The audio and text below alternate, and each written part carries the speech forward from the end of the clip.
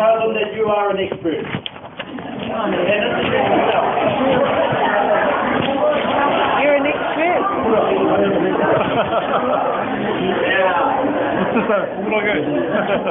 Thank you, whanau. My name is Kevin Hollingsworth and I'm going to be your presenter today. Can anyone hear me at the back or should I get my microphone? Just a special apology for Warwick Morahu, who can't make it to our presentation tonight. He was going to open for us. So I would ask our friends over here if they could open in a karakia. Kia ora whanau.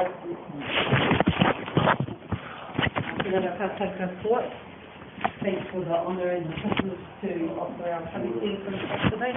I'm Kimmy and this is Benan. Sure, if not present. E wono rehi kororia mangarongo ki te pere wana he whakaro pai ki ngā tangata katoa ake ake. Amene.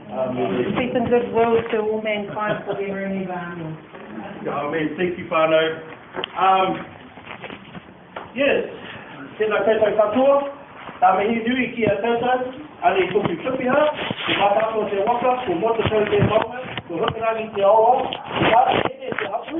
Ko nāko i te iwi. Ko Rotorua House. Ko Akarapa te morau. Tēnā koutou katoa. Kia ora whanau. Warm welcome to you guys all. Thank you so much for coming. I would just like to say a special thank you to my friend over here, my colleague, Marilyn Butler, for all her hard work to help me set up, and also to Anamana Cafe for providing the venue. So yeah, thank you whanau, and I recognise some of your guys' faces from working in the community already. So here I am. Have I said my name? My name is Kevin Hollingsworth. Yes, born and raised in Rotorua, come from a little village named Nongataha. My dad's from Australia, my mum's from Ngāpui, up north. Yeah, born and raised in Rotorua. But no offence, he's the reason why I'm undercover Māori, because that's my Australian side. But whanau, I'm very passionate about working with whanau members, predominantly with methamphetamine users. I just want to tell you a little bit of a story about my own journey, about the whakapapa that aligns with this mahi that I'm doing now. So I was highly addicted to methamphetamine for 12 years. The gateway drug for me was cannabis. So if we look at the two metadating factors around gateway drugs, mainly alcohol and cannabis, that transitioned me into Class A. I was a builder, already in the industry. I wanted to be an electrician. There I was, smoking methamphetamine for 12 years. Before I ended up in prison, that was my turning point for me. And I've asked some of my colleagues to say to me, so what was the turning point for you? And I said, prison? And they're like, what? Yeah. So whanau, throughout the presentation, please ask me any questions. I don't care if they're personal, especially when they come to methamphetamine. I am very passionate about making changes. And I've called this the war on methamphetamine because it talks about my own journey. I have very real perspective on working with whanau members. So I will be talking about how people use it in our community, also the effects it has on our people, our iwi, our hapu. Yeah. Any questions so far? No? So through the presentation I'll be talking about what is methamphetamine. Has anyone heard of methamphetamine? P. Okay, crack, ice, all those burn, all those names. So just anyone want to share what they know about methamphetamine? Don't speak up all at once. So yeah, it is a lethal drug. It's affecting a lot of our people. 2 weeks, I think it was, or just over a month ago, it was on every day of our news. It was on every talkback show, and whanau took 17 years. The P epidemic struck New Zealand in 2002. By 2004, what we were finding is that we were subject to what we call methamphetamine babies, P babies were being born.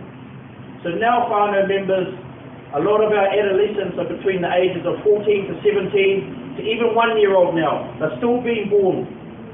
So the doctors, the nurses had to change the way they deliver our pea babies. They were premature. And now they have, subject to the methamphetamine, they have all the adolescent behaviours associated to methamphetamine, which is quite daunting, quite shocking. Methamphetamine's been around for a lot of years. It was back in, the Nazis used it, but it was in more liquid form back then. Now it can be in crystal form, it can be in rock, it can be liquid. Yeah. So, the different forms of meth, who uses meth, street names of meth, how it is used, short-term and long-term, how it looks, how it is made, ingredients. I'll be talking a lot about that part, so some of that was what I used to get into. When I was bred through my own rehab, and my facilitators were working with me, I thought, wow, you guys really don't know what I went through. You don't know the effect that it has. You have all these beautiful theories, but you can't work with me. I don't have any experience. I'm not connecting to you. That was like a light bulb moment going on for me. I thought, wow, if I could use my own life skills and go and get an academic degree, yeah, I'll be so passionate about it. So my dream was actually to be here right today and talk to you people. So yeah, I've come a long way. So I have a applied social science degree, and now I'm going for a Dixon applied diploma in pharmacology. So yeah, and I've been clean for now 6 years. I've been out of prison for 8 years, and I'm a living example that people can change. So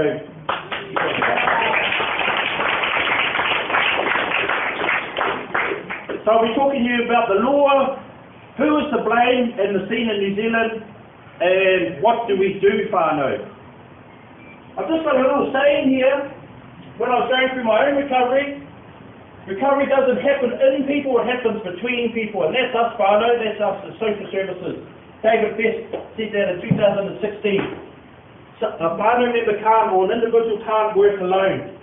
My mum was my rock. I went to her, I went to church, I looked at the higher being. I didn't do it alone, whanau.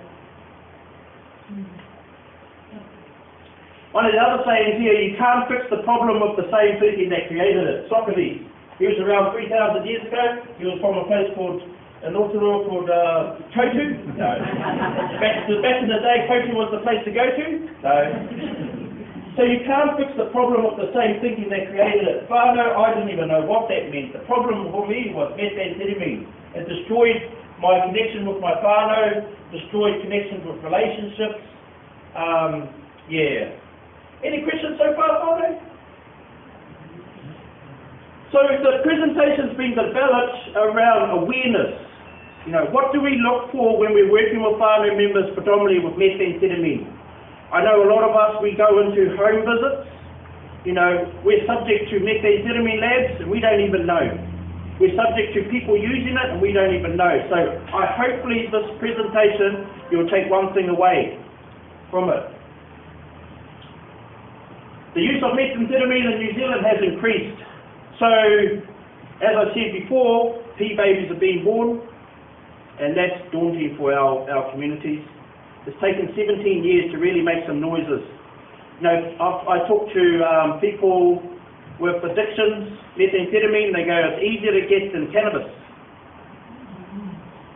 I sort of believe that, whanau, but what I'm finding is that we as social services are starting to be more aware of it now. We're starting to know, whoa, this methamphetamine, it is a problem.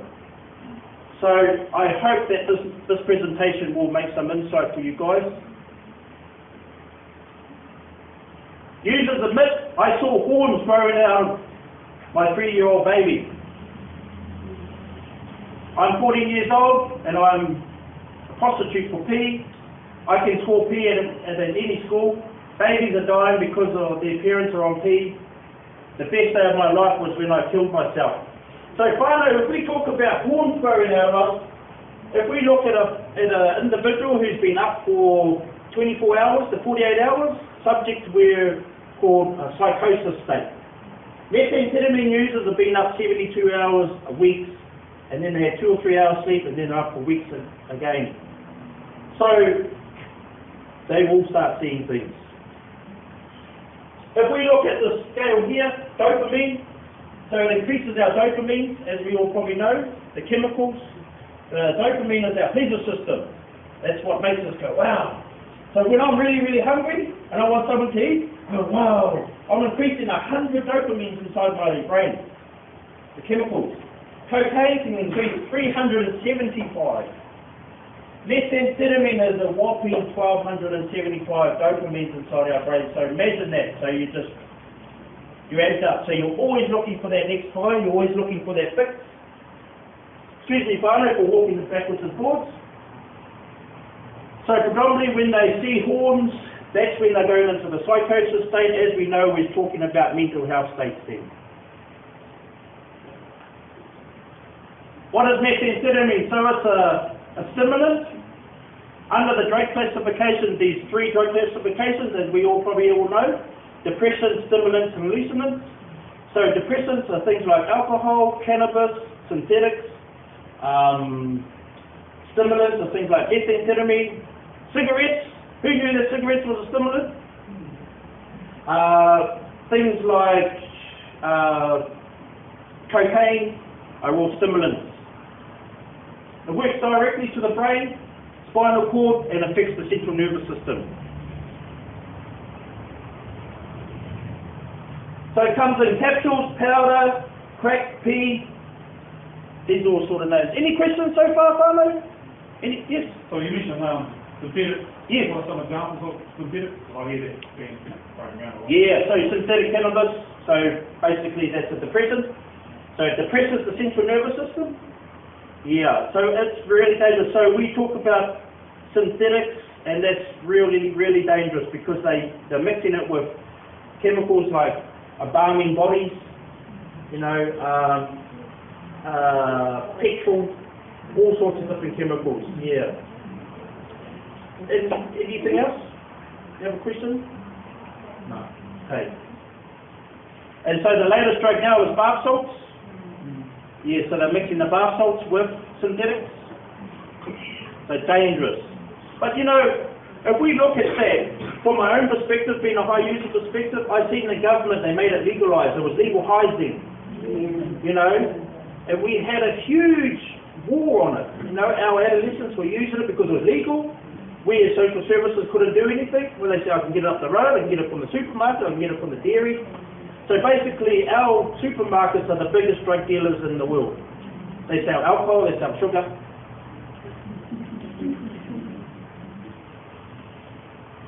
So this here is what it sort of looks like, whanau. This is like, any alcohol drinkers here? No. So we all know what top shelf is. Vodka, what else? Whiskey, yeah. So this is the whiskey of methamphetamine, the transparent, crystals. This is what it comes like. It can be made in big blocks like this, and it's exported into our New Zealand, imported into our New Zealand through shipping containers, through motors inside a car, you name it. It comes in all sorts of shapes and forms. But that is the top shelf. This here is more rock. This stuff here can be, sort of comes over from China in rock form. And the yellow tinges there in the rock form there means that they haven't extracted the type of chemicals and they've made it, yeah, so that stuff there can be really dangerous. It can make you really hypo, it can make you have suicidal thoughts. And this is the powder form. Normally this is what's out on the street in powder form. Yeah. Any questions? You have to be on it for a while to be addicted. Yeah, so I've heard that people say, oh, once you try it once, you'll never go back, or you'll be addicted. You know, that some of that is true, but you know, there are a lot of people who've tried it and oh, what's this bloody pea stuff, you know, and never wanted to go back. So yeah, you do need to be on it for a while. So if we see here, whanau, on my continuum of use, we go from nil use to experimental use. Have a couple of smokes, have a go with it. Social use, get together with the mates. Regular use, so every Friday, every week, to dependence. But I'll talk a little bit more about that later on. Yeah, so that's the continuum of use. So if you're working with whanau members and you know that they've said to you, look, I'm a methamphetamine user, say, look, are you experimental? Are you a social user? Are you a regular user? Or do you need it to get up in the morning? Any questions? Various meth forms. So the yellow rock, they make it with a lethal chemical called iodine. Anyone know what iodine is? So it's very yellow, very sick looking, very smelly, and because they haven't extracted all the iodine out of it, it comes out like that. It can be in little bags like this. So that's very quite dirty stuff. Sorry, some of my terms that I use, it's all from my own experiences, that's all. Yeah. Kapai? So meth bags you will see on the streets. So straws like that, whanau, when you walk into a house, if we're doing home visits, some of them are cut off diagonally, so they can scoop it out. Money is rolled up. So, you know, you might just do a home visit and you'll see money rolled up, or, okay, they might be using it for a scoop. You'll see straws. You may see empty bags. And that's just giving you an indication on what size that bag is. And there goes the transparent stuff there. This is the stuff that everyone's praying for. They're looking for the transparent rock. Generally imported from China. And you crush that up. Yeah. You crush it up, or you can put a big rock like that into a glass pipe, smoke it straight away. Yeah. Or you can sprinkle it onto your cereal. You can put it in your drink. Yeah. No. Or you can inject it, and we'll talk about that a little bit later. So most dealers, are they making it like their ice one there, or? No, so, sorry, there was the powder stuff, I think back a bit. They sell it in that powder form, and they mix it with other chemicals, other drugs, so they get more. And they keep the good stuff for themselves, and yeah, that's when the greed, that's when the money comes in, that's where potentially people start hurting themselves, because they're craving for it all the time. Your tolerance gets really high, but I'll talk a little bit about that later on. So this will just give you an indication on the bag size, so you can see the 10-cent piece there. That bag there will get sold on the street between $80 and $150. That's what we call on the street called a point bag. Yeah. How long does that last? Not because it's a very social drug, I will admit, whanau, it's a very social drug. I mean to say, if you're using it by yourself, in which I was very dependent on it. Yeah, and that's been years of use. So it's a very social drug, everyone wants to get to it, so they're putting in $20 each and buying the bag. Yeah. So that may last one session. Yeah. That top bag there, that can fit in half a gram. Half a gram gets sold between $400 and $500. Now we're all on salaries, I presume, and I can't afford it. So imagine the behaviours associated to methamphetamine users. They're going out stealing, prostituting, also selling our gears, selling our TVs.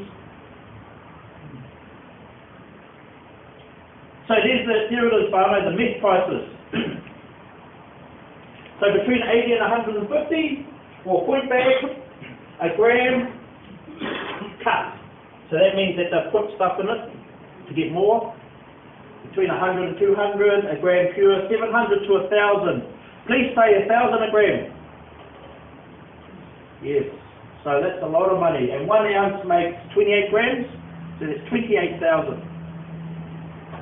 But a pure ounce of methamphetamine can go between 10,000 and 15,000. Yeah. Any questions?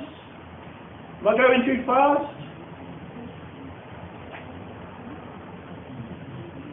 Who uses P? Athletes, students, blue collar, service workers, young women to lose weight. Meth is easy to get than cocaine. Yeah.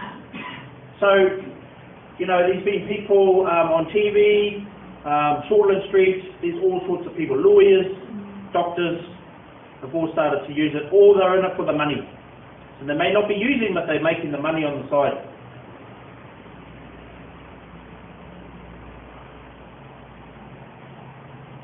And the latest phrase is that meth is used in cannabis. Excuse my spelling there. Jeez. So people use it at rave parties to energise, stay up all night, parties, 2 or 3 days they stay up. And these are sort of things you get on the starter pack. So a glass pipe, a blue flame lighter. They use the blue flame lighter so they can park in a car park at night time and the blue flame won't be showing. But a normal lighter, because it's orange, you'll see it. And people, yeah.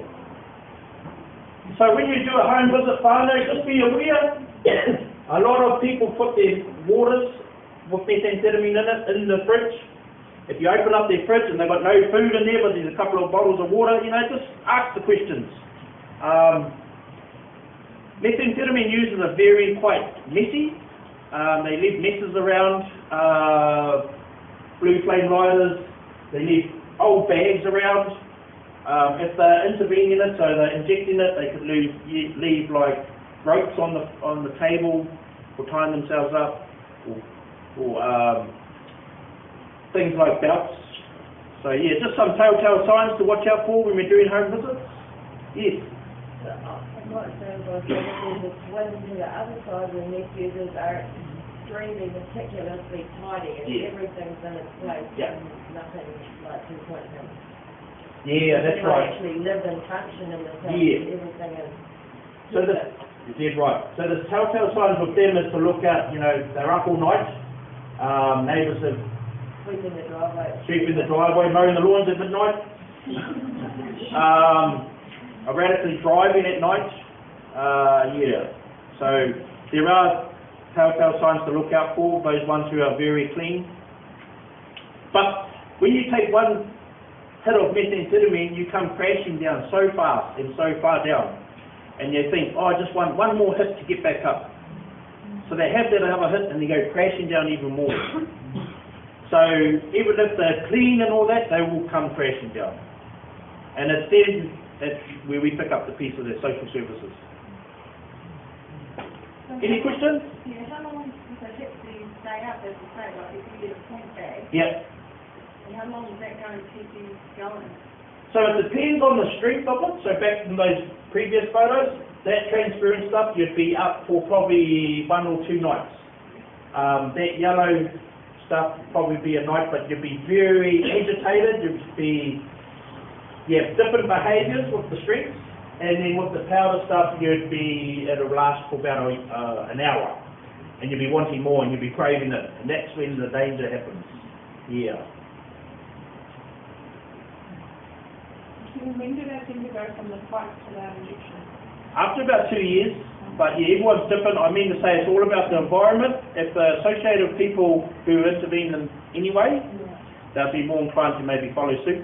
Yeah. So these are some of the names: burn, crack, speed, chalk, go fast. You may see some of these code words on some of the texts or Facebook stuff that we look at. Yeah. Street names, Crystal. Some of those names are actually from America, but yeah, they've called it all sorts. I used to call it coffee. Let's go around for coffee. Catch up at the coffee shop. It's quite a common word, eh? So we just need to be aware of some of the common words that you may use, that they may use. So coffee was a big one for me.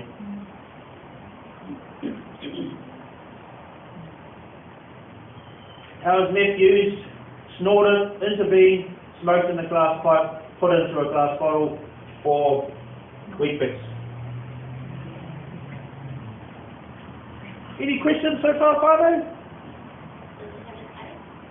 Yeah, so back to those other photos, the yellow one will be really horrible taste.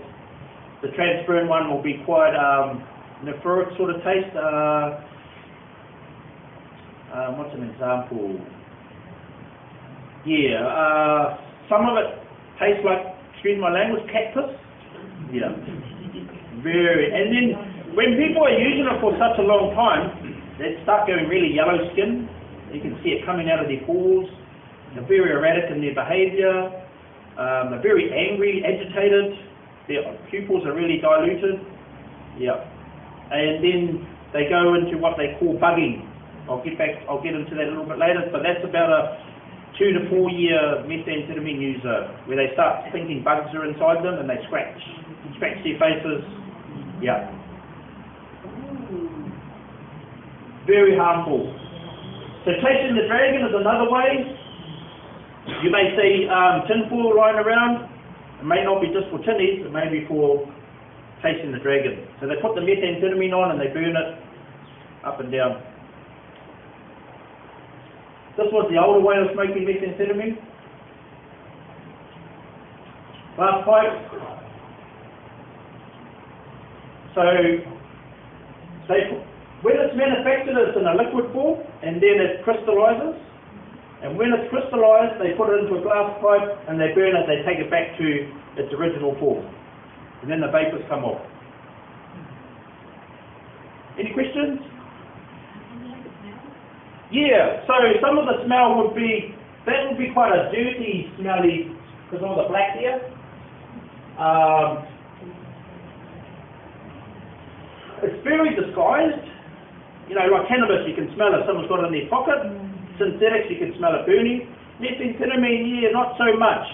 It just really depends on how it's manufactured.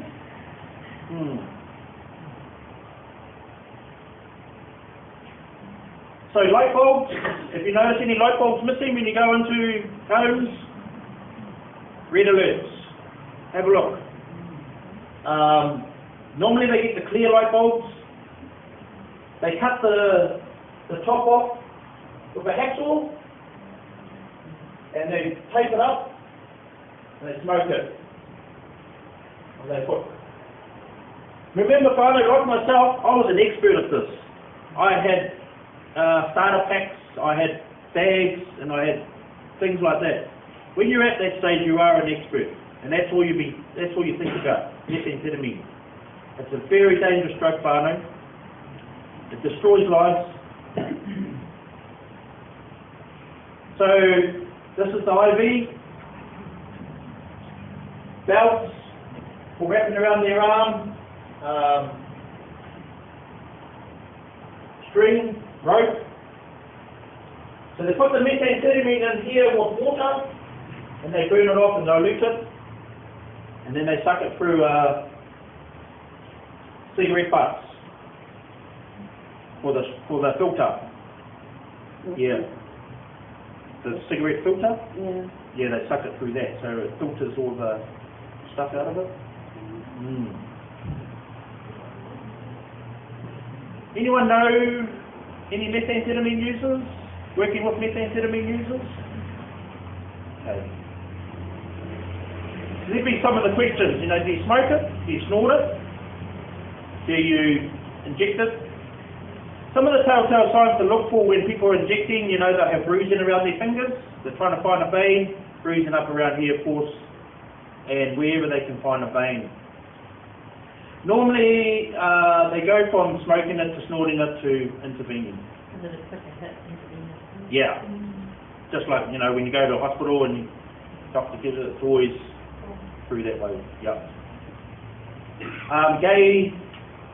The gay scene are into putting it in their anus because of the nerve endings up there. They put ecstasy up there. But you know, some of the stuff I'm talking about is quite graphic, but it's real. It's in our community. What are we going to do about it, eh? So taking pee. So these graphics, some of these graphics are very harmful. So that's some of the things to look out for. I've tried it this way. The thing about trying it this way is that you use more at one time, so the hit is for a longer period of time. But when you come crashing right down. So then you have another hit.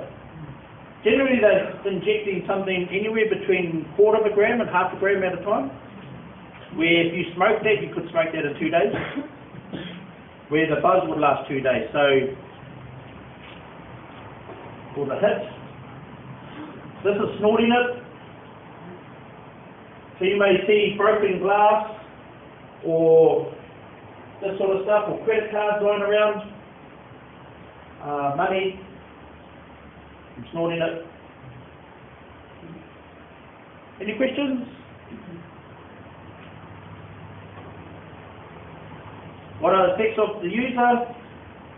So the rush, 5 to 30 minutes. The high is between 4 and 24 hours.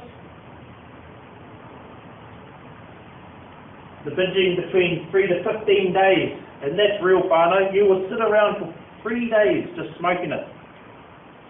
So imagine, you know, these people who are smoking it, like myself, my hygiene, yeah, not very clean, darkened out windows, up all night, lights are on. And the withdrawal between 30 and 90 days, for me, whanau took me 2 years. In between that 2 years, I was still dreaming about it. I'd wake up, wow, I had a meth pipe, and it was all so real.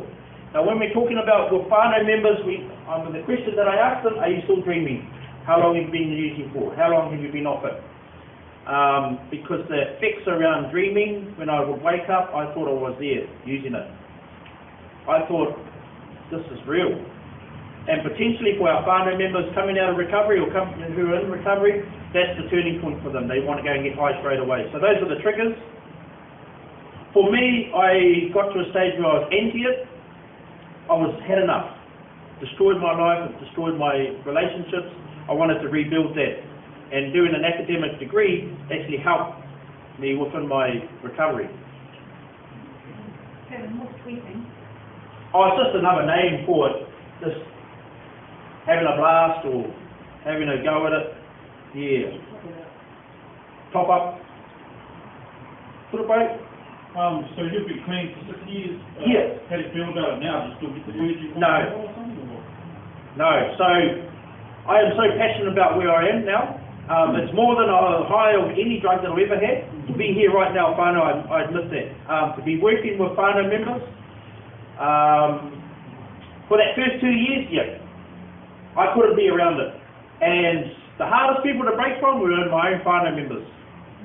And that's the issue here, whanau, is working with our whanau members, but they're going back into the same environment that put them in there.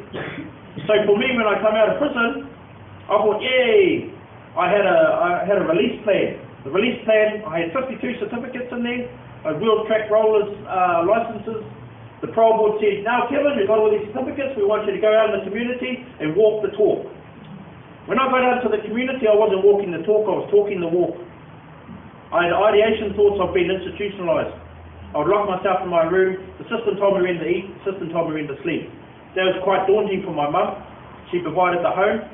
And how I fitted back in society was going back to people who were using. That was scary. There was no support for me. The parole board said, oh, you'll be sweet. My probation officer said, you'll be all good. But whanau, I wasn't all good. I was unwell. I wasn't a criminal. I was unwell. And my mum was my rock. And the turning point there, whanau, was I was in the national papers wanted for drug-related charges again. I was one day up on police 10-7, and I said, stuff this. I went back home, and I said to my mum, I'll hand myself in. Handed myself in, and that was the turning point for me. So how old were you? 21 now? No. 33. When the change happened to you? 2 years. Yeah. It took me 2 years. So, you know, in between, there is no one fix for us all, eh? You know, but having us as whanau members, as social services, making a change, making a difference, knowing that our people can come and register with you guys, be referred to you guys, is the turning point for our whanau members on methamphetamine. Sorry? I just wanted to ask about the behaviours that you had in yourself in terms of your eating behaviours. Were you eating as much as you would normally eat? Yeah. Or were you overeating? I think I was overeating, overcompensating. I had this thing in my head that, shit, if I was having a sleep and I was normal, I'd be eating anyway. But yeah, there were times that I wasn't eating. It was very unhealthy. Yep. One, you know, some people have often said to me, man, you don't look like you're a high user. I don't know, maybe I'm a little bit overweight. But, you know, just being that living example that people can change. They've just got to want to change, eh? And it's how we support them through that change walk. Good up. Oh, many arguments, many fights. It was hard on her, very hard on her. She struggled. But now she's come to these presentations, she's seen me through my degree. She's a very proud mum now. And what was your... Oh, sorry. Had you not gone to prison, do you think you'd still be... You hit rock bottom, went Yeah. to prison, Yeah. that was your starting point for recovery? That was my starting point to recovery. So I believe that it was either death or prison. There was many times I'd wake up and there'd be a big truck in my way. Whoa! And I'd have like an ounce of methamphetamine on me.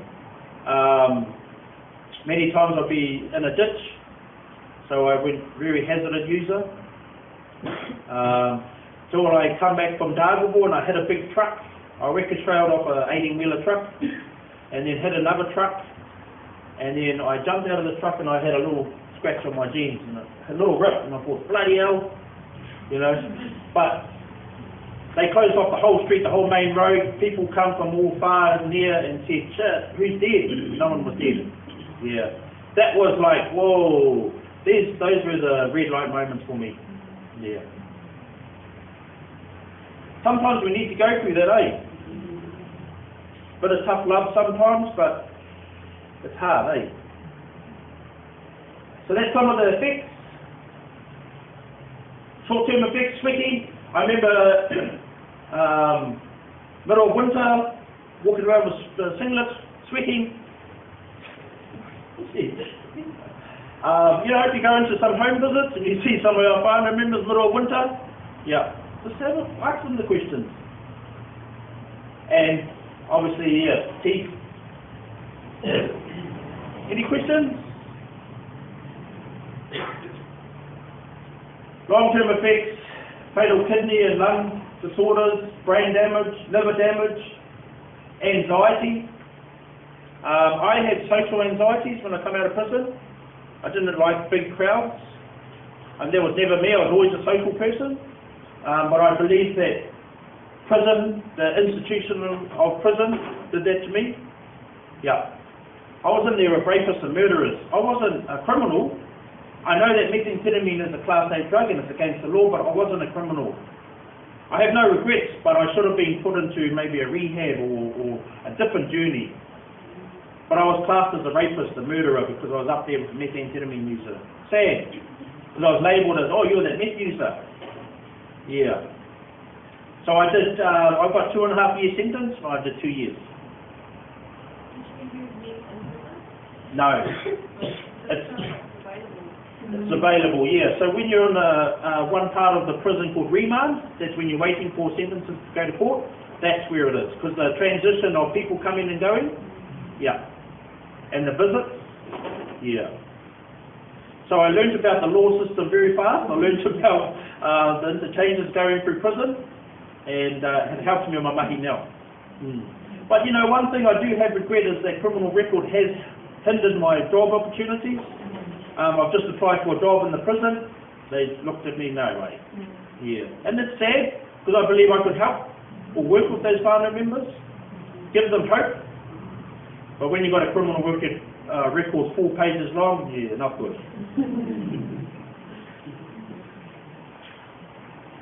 And potentially death, Whanau. So I was on the deathbed, waiting to happen.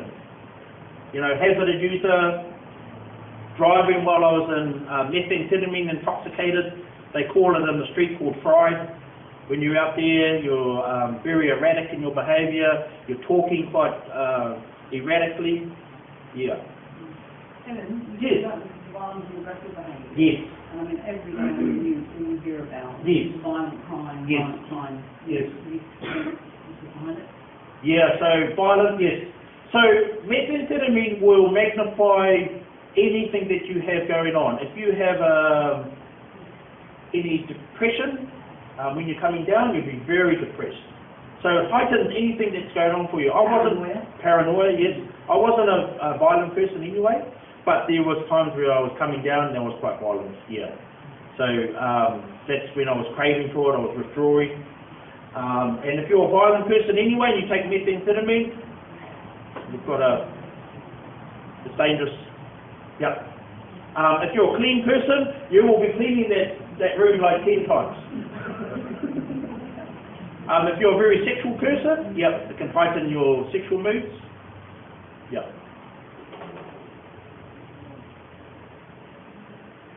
There's a Venus user. So this is someone who was raging. Yeah. Because the methamphetamine is so high, you don't feel it. I mean to say, these pea babies that were being born, and excuse me for saying these pea babies, premature babies coming out of the womb, and if you pinch them, they were delayed, and when they cry for hours. Normal baby will just cry straight away. But yeah, these babies were craving, they were withdrawing, and now we're looking at the behaviours associated to the adolescent behaviours coming through our social services now. So we currently bugging, this is what I was talking about before. Methamphetamine users who are in that psychosis state, who've been up for days and days on end, start that paranoia kicking in, thinking that something is there but not really. They start bugging, picking themselves. Has anyone seen this? Working with whanau members?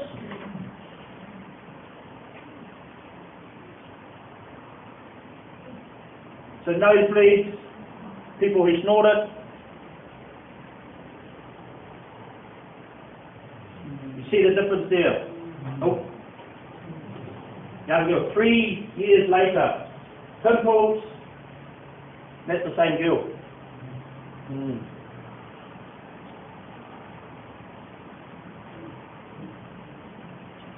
4 years later. Yeah. Sad, isn't it?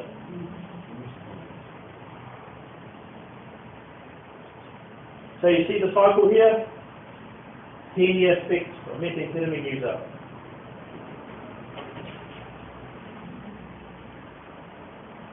Any questions? Yes. Yes. So that's what we're finding. Because it's so new, 17 years isn't long, but it's a long time, of course. But we're still starting to find out. Research shows that these pea babies who have been subject to methamphetamine as, new babies, are having the behaviours around aggression, mental health disorders, personality disorders, schizophrenia.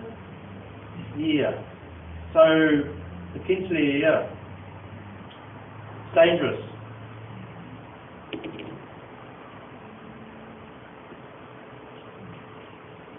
Depression, overdosing, withdrawals. Some people with the overdosing, they can intervene it, and the rush is so euphoria. As I said before, 1,275 dopamines, and you can get a rush and you fall over, hit your head.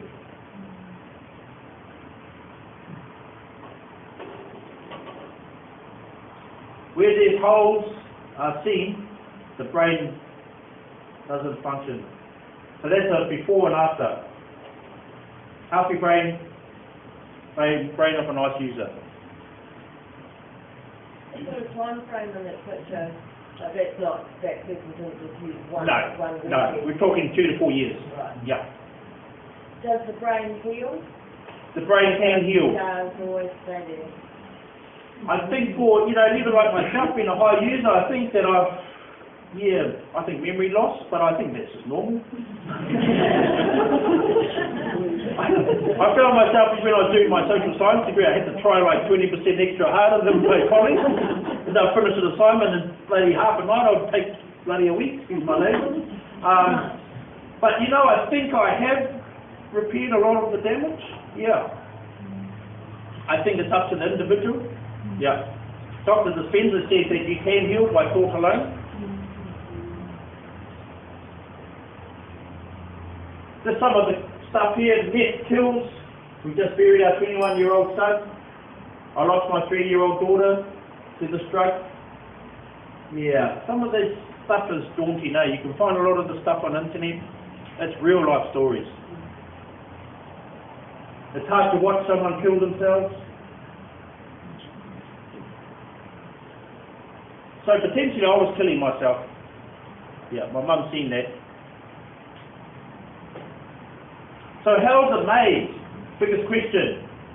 So these are some of the household stuff that you can get.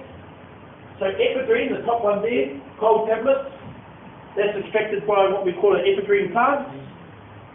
Now ephedrine and pseudoephedrine is made from, pseudoephedrine is made from pharmacology.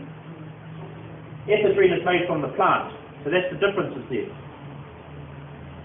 Pseudoephedrine and ephedrine comes in 1,000 different types and forms. So we're only just seeing it at the surface here in New Zealand. Methamphetamine can be made 150 different ways. To date, I think it's only 12 ways that were found here in New Zealand. I've heard of some people even extracting it from our indigenous plants, the ephedrine. We have 36 indigenous Māori plants here. I've heard that some of our meth cooks are extracting it from that, the ephedrine. The ephedrine is the byproduct, the raw product to make methamphetamine. Things like alcohol, toluene, brake cleaner, sulfuric acid. If you drop sulfuric acid on the concrete, it burns. Red phosphate, you make bullets out of it. So highly inflammable. Very, very lethal. And if you are, renting homes, you're a house buyer, watch out for the telltale signs around wherever there's water, methamphetamine can be made. Kitchen, bathroom, sink, and look out for stains on the carpet, on the walls, mainly from iodine. Yeah.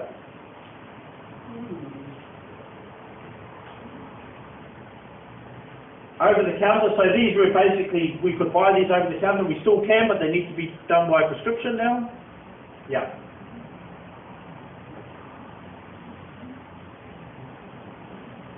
So this is basically a methamphetamine, they call it gland lab. So oils are there, and it comes over in the pipe, in liquid form, and then it's extracted again. So it's made in rural areas, that's the main areas, rural areas. Hotels, apartments, not so much now. A lot of people have been found out from them. Normally when they manufacture it, there's 2 stages. One for the extracting from the pills, the ephedrine, that's the flammable part, and one for cooking. Any questions? So if you see any cut-off pipes, any garden hoses, tape, those big glass pipes, when you were doing home visits, these are sort of signs that we can look out for, knowing that, shit, these people are manufacturing, you need to red flag. Basically anywhere and everywhere. I've seen methamphetamine made by 2 Powerade bottles with straws coming out the bottom, and it's coming out with dirty methamphetamine.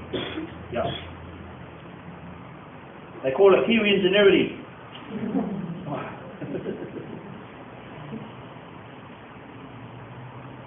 So coffee filters are a big thing. They use coffee filters to extract the chemicals out. They use match heads and matchboxes to extract some of the chemicals to make the methamphetamine. This is really daunting stuff, I know, but all of this stuff basically you can buy legitly. So you've got a legit reason for buying it, you can buy it in bulk. Whether you're ostrich farmer, whether you're horse breeder. Horse breeders use iodine, they also use ephedrine. So these are some of the labs here in New Zealand. That's a typical lab setup, quite sophisticated. All the glassware, the meth comes over and it's cooked. And this one here, you can see just a bench, quite untidy in the kitchen.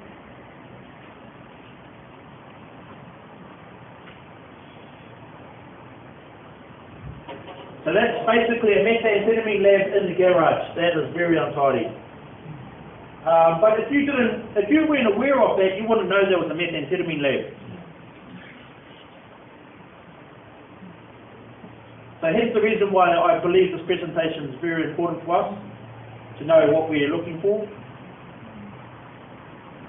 Any questions? Yeah, what can't they claim their forms? Why do they go to houses? Pardon? Why do they get to strip the houses that's on the wall?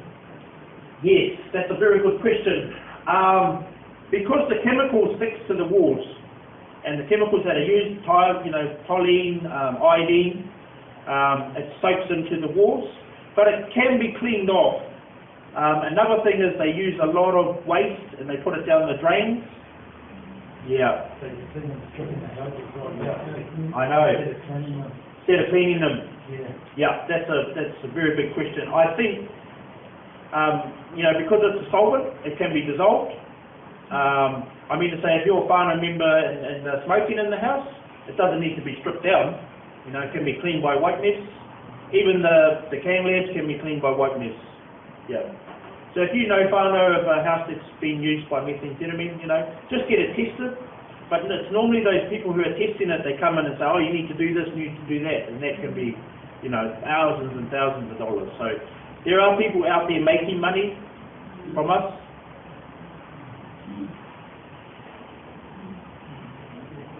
So strong chemical odours, so fingernail cleaner could be one to a smell, polish remover. So renters who pay cash, especially lump sums of cash, large amounts of products such as cold medicines, antifreeze, drain cleaner, coffee filters, batteries. So if they can make methamphetamine out of lithium batteries inside laptops.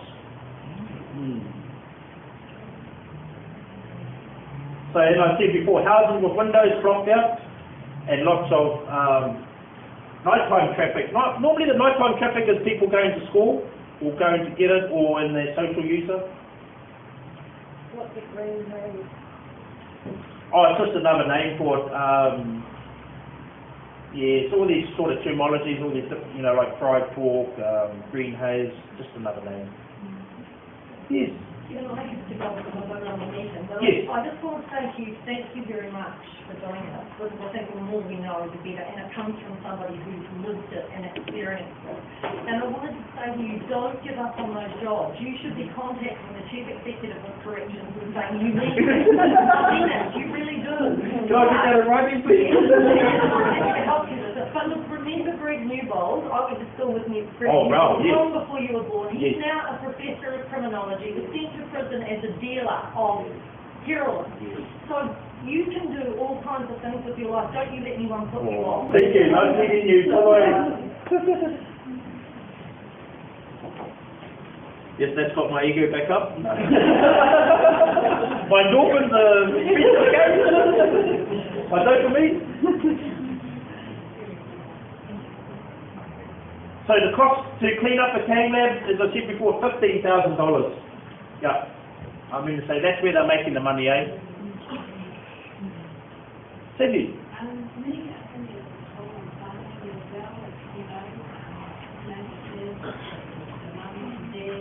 Yeah.